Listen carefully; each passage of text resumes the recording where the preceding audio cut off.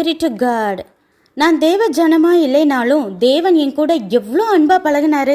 தேவன் சொன்ன மாதிரியே இஸ்ரேல் ஜனங்களை ஆசிர்வதித்தேன். பொண்ணும் வேணாம் பொருளும் வேணாம் என் வாய் சொன்னாலும் என் கண் பாலாக் கொடுக்கிற லஞ்ச பணத்தின் மீதே இருந்தது. ஆனா ஆசிர்வதிச்சா பாலாக் பணம் கொடுக்க மாட்டானே. எப்படியாவது இஸ்ரேல் ஜனங்களை விக்கிரகத்தை கும்பிட வச்சு உங்க ஊரு பொண்ணுங்க கிட்ட தவறா பழக வச்சுட்டா போதும், தேவனே சபிச்சு அவங்கள அழிச்சிடுவாருன்னு ஒரு துர் ஆலோசனை சொன்னேன்.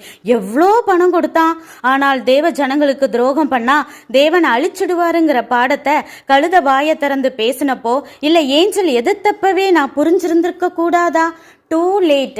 இப்போ என் கை நிறைய பணம் இருக்குது, ஆனா அதை அனுபவிக்க நான் தான் உயிரோட இருக்க போவதில்லை என நினைக்கும் போதே அவன் ஜீவன் போயிருந்தது.